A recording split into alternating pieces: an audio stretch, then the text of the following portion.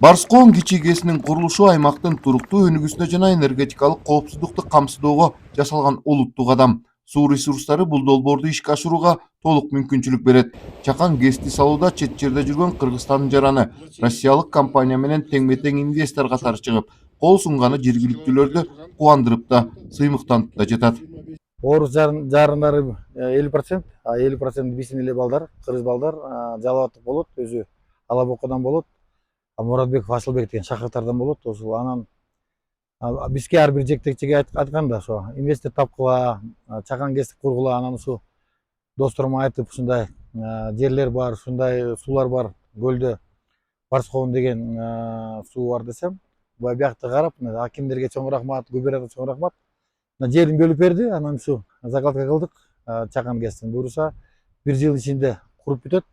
Анан ушул жалгыз эмес, ушу акырын 4-5 Чакан ГЭС курулат дейм ойлойм да көлдө, ушул фирма менен. Аналар аябай ушу Кыргызстанга келип, өзүнүн элибизди, өзүнүн жерибизди өнүгүштүрүп келатат да жакшы демилгеси менен. Долбоордун алкагында узундугу 5 чакырым канал жана 300 чарчы метр аянттагы имарат курулат. Ишке кирсе 1 жылда 38 миллион киловатт-саат электр энергиясын өндүрүү мүмкүнчүлүгү пайда болот. Чакан ГЭСтин курулушун көп убакытка созбой 2025 жылдын сентябрына бүткөрүү белгилендүүдө. Инвесторлор таап келип Россиядан. Эми Кудай буйрса ишке кирген турат.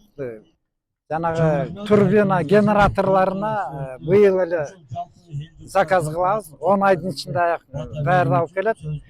Негизи биз бияктын генератор турбиналарын Австрияга заказ кылалы деп турабыз. Эки жакты карап атабыз. Кайсынысы жакшыраак болсо ошол.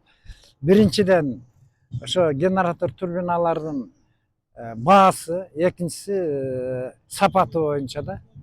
Кошумчалай кетсек, энергиянын кайра жаралуучу булактарын куруу үчүн облус боюнча 31 долбоорго жер тилкеси бөлүнгөн.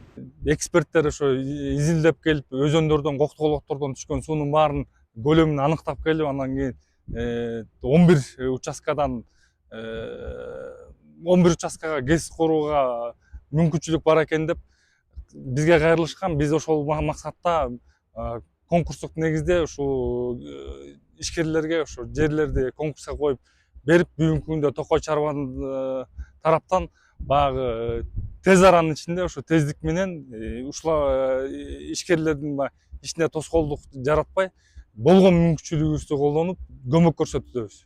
Облус боюнча 31 бул кайра жаралуу булактарын алуучу электр энергиясын кура турган долбоорлор. Мунун ичинде 27 ушул гидроэлектростанциялар, 4 күн электростанциясы, 2 шамал электростанциясы.